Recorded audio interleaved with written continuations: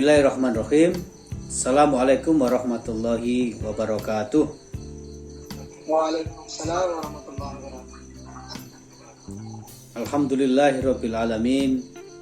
Wa bihi nasta'inu ala umuri dunya waddin.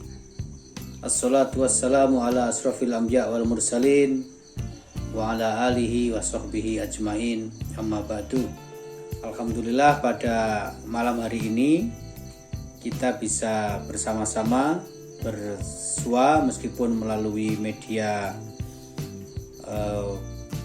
online atau daring, tapi mudah-mudahan ini tidak mengurangi kualitas acara kita dan tetap menjadi media bagi kita untuk saling bertukar pikiran, mempertajam pemikiran kita dalam hal pemahaman terhadap masyarakat, pemahaman terhadap realitas, dan tentu saja membawa agama ini dalam konteks yang lebih hidup, bukan semata-mata agama dalam arti sebagai doktrin atau dogma.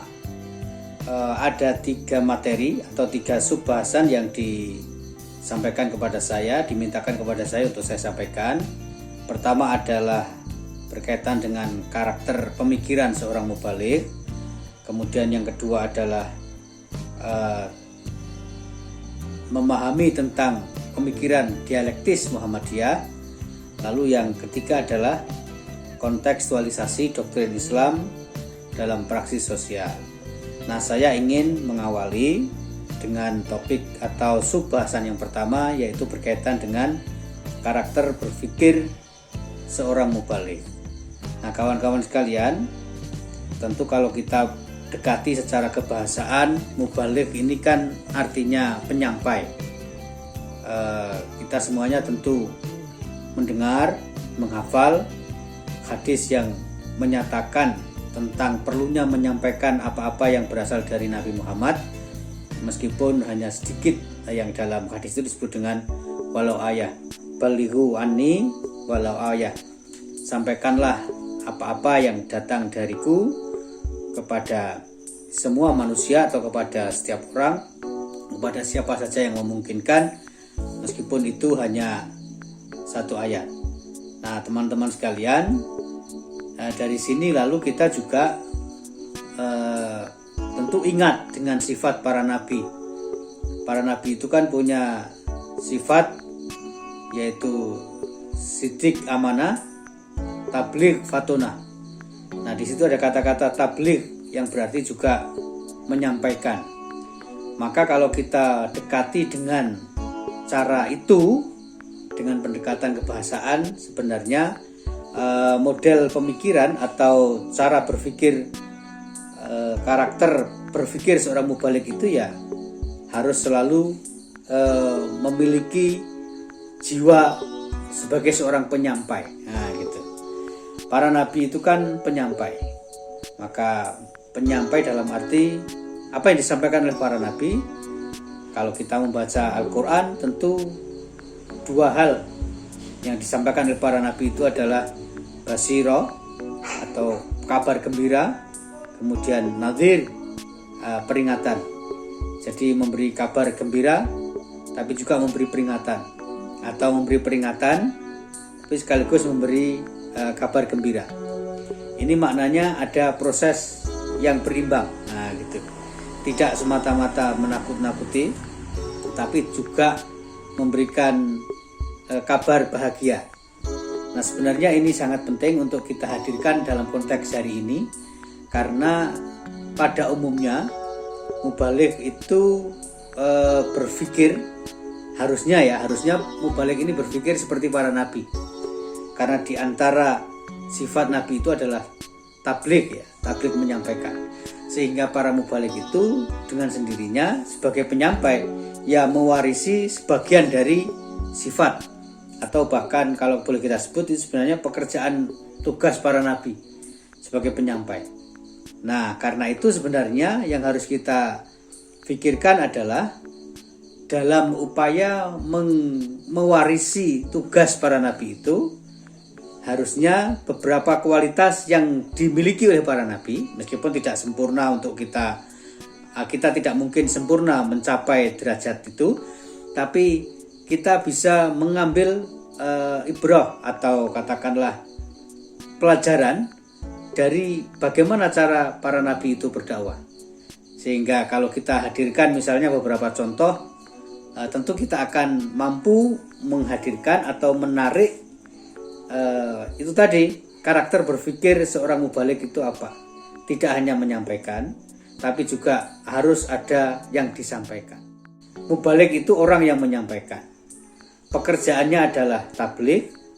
Kemudian kalau kita berpikir tentang menyampaikan, itu kan berarti ada yang disampaikan. Kemudian karena ada yang disampaikan, maka ada juga yang disebut dengan cara. Nah, gitu. Jadi setidaknya kita berpikir tentang 4 hal ya. Pertama adalah penyampai, kemudian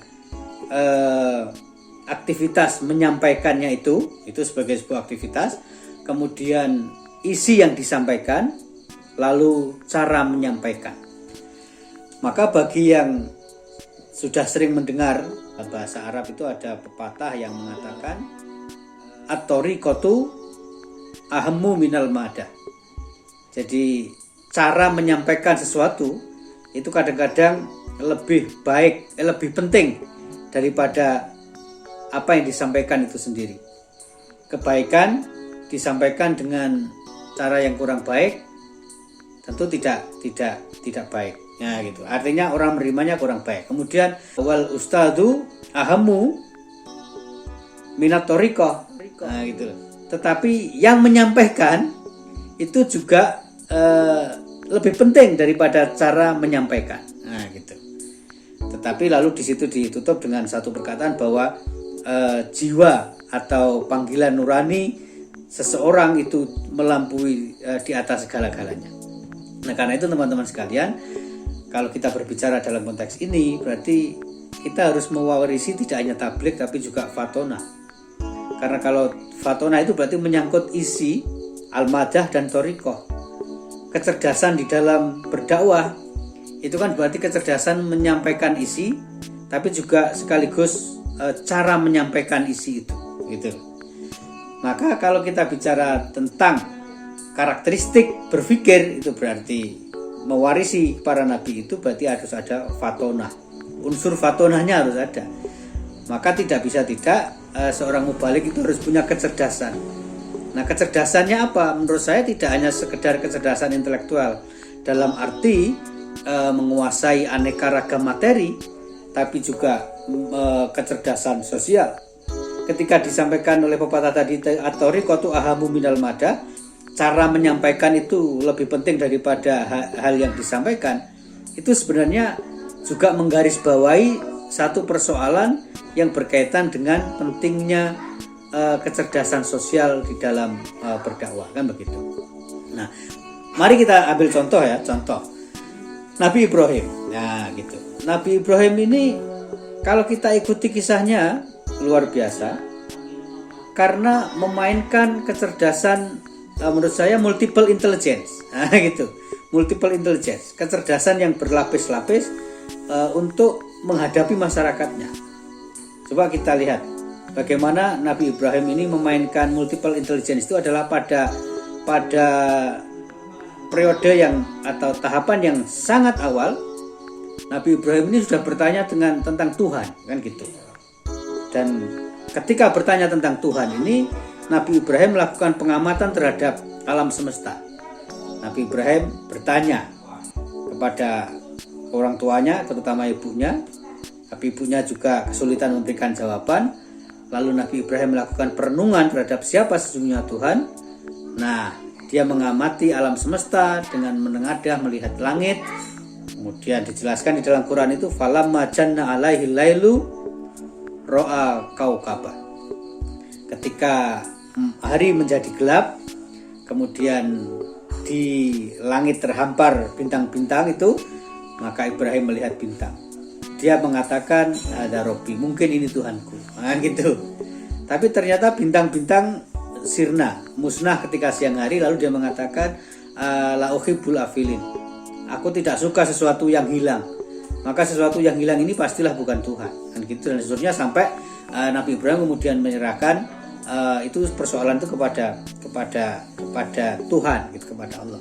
Tapi dalam kaitannya dengan masyarakat, bayangkan bapaknya adalah seorang pembuat berhala. Kemudian berdialoglah Nabi Ibrahim dengan bapaknya. Bagaimana mungkin berhala yang ayah buat ini tidak bisa bicara dan jangankan menolong dirinya sendiri, berbicara saja tidak bisa. Bagaimana macam ini kok disembah? Kalau kita lihat, ini berarti persuasi dengan menggunakan kecerdasan intelektual. Nah, gitu. Kecerdasan intelektual. Karena secara logika, mungkin tidak banyak orang menyadari pada zaman itu bahwa berhala ini sebenarnya buatan sendiri. Tapi buatan sendiri kok disembah. Nah, kan gitu. Berarti ada dialektika. Nah, gitu loh. Dialektika di situ. Dialektikanya adalah mengajak orang berpikir. Apakah kamu sadar dengan apa yang kamu lakukan? Hingga satu saat Nabi Ibrahim diajak oleh bapaknya, oke Ibrahim, mari kita keluar kota karena penduduk kota ini semuanya akan keluar merayakan satu peristiwa tertentu. Tapi Ibrahim kemudian menolak, mengatakan berangkatlah ayah, aku mau di rumah saja. Rupanya itu dijadikan kesempatan oleh Nabi Ibrahim untuk menghancurkan berhala-berhala yang ada di kota itu ya, yang ada di tempat kelahirannya itu, berhala-berhala itu dihancurkan. Tapi kita semuanya tahu dalam sejarah ya, disisakan satu berhala paling besar. Sebenarnya di sini ini berkaitan dengan kecerdasan ini ya, intelijensianya tadi itu saya akan menyebut Nabi Ibrahim ini melibatkan multiple intelligence. Ketika berdialektika dengan orang tuanya sendiri, dengan bapaknya tentang tentang pemikiran logis gitu loh. Wong berhala ini dibuat sendiri kok disembah. Jangankan nolong dirinya, ngomong aja nggak bisa kok disembah.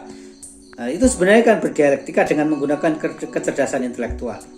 Tapi ketika Nabi Ibrahim berpikir, oke, biarkan orang-orang itu keluar, aku akan menghancurkan berhala-berhala itu, tapi kusisakan salah satu berhala paling besar, kukalungkan kapak di lehernya. Berarti ini kan sebuah kecerdasan strategis, gitu loh. Tidak hanya kecerdasan intelektual, tapi juga kecerdasan meramu strategi dalam membaca masyarakat. Lalu begitu kaumnya datang, mereka kaget mendapati Tuhan-Tuhan mereka sudah tidak ada, semuanya hancur. Dan mereka berpikir, ini pasti tidak ada lain yang melakukan kecuali satu orang pemuda yang selama ini terkenal sebagai penentang kita semuanya menyembah berhala, yaitu Ibrahim.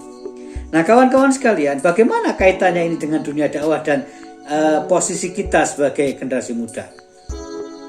Ketika terjadi sesuatu, kemudian kaum itu lalu serta-merta menunjuk ini pasti Ibrahim.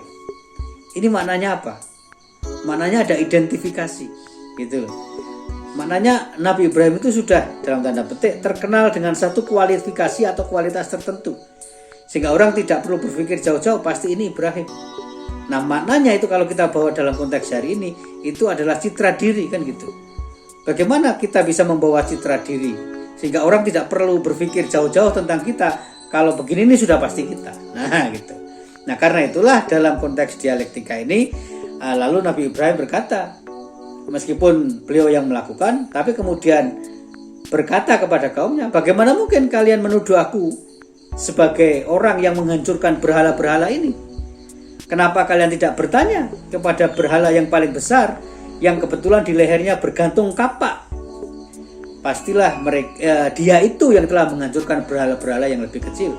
Dan mereka lalu menjawab perkataan Nabi Ibrahim itu dengan mengatakan, apa kamu ini bodoh? Itu berhala mana bisa melakukan hal yang itu, mau besar mau kecil. Nah inilah dialektika dan strategi itu ya teman-teman sekalian, yang menurut saya ketika berbicara tentang dakwah, kalau kita menggunakan model Nabi Ibrahim, maka di situ saya menyebutnya ada multiple intelligence. Sebenarnya multiple intelligence ini tidak hanya terjadi pada Nabi Ibrahim. Semua nabi itu memiliki multiple intelligence dalam konteks berdakwah gitu. Tapi beda-beda konteks yang dihadapi, beda-beda situasi yang yang terjadi dengan para nabi itu. Kalau Nabi Musa yang dihadapi adalah penguasa yang menjadi bagian dari kehidupannya, gitu, kehidupan pribadinya, gitu. Kalau Nabi Muhammad juga kompleks yang dihadapi situasinya, karena berkaitan dengan lagi-lagi ada kekuasaan di situ, ya, ada kekuasaan the established group, gitu, kelompok-kelompok. Kenapa orang-orang Quraisy itu tidak mau menerima begitu saja pengakuan, atau bukan pengakuan, ya, kenyataan bahwa Nabi Muhammad adalah nabi itu, ya karena mereka adalah the established group yang tidak mungkin mau begitu saja menyerahkan sesuatu kepada anak muda, kan gitu. Nah, dengan psikologi seperti ini lalu kita bisa memahami aneka ragam realitas yang dihadapi oleh para nabi sebagai mubaligh, dalam arti menyampaikan risalah Allah itu demikian beragam. Tetapi saya menggarisbawahi satu kesimpulan bahwa kesemuanya memainkan bukan single intelligence tapi multiple intelligence. Artinya sebagai mubaligh ini modalnya tidak satu, gitu loh. Modalnya tidak 1-2 ayat saja, tapi ada membaca masyarakat, ada pengetahuan tentang strategi, ada negosiasi dan sebagainya, yang itu saya kira diajarkan di IMM itu, ya. Nah, maka fenomena hari ini agak sulit kita pahami karena begitu mudahnya orang itu di level ustadz misalnya itu, ya. Ya, bukan ustadz semata-mata sebagai panggilan, tapi ustadz sebagai kualifikasi. Itu memang agak paradoks zaman kita ini adalah begitu mudahnya orang itu mendapatkan label itu, gitu loh. Padahal label seperti ustadz misalnya, kalau itu dirujuk kepada katakanlah mubaligh tadi itu, ya dengan mengacu kepada para nabi tidak semudah itu.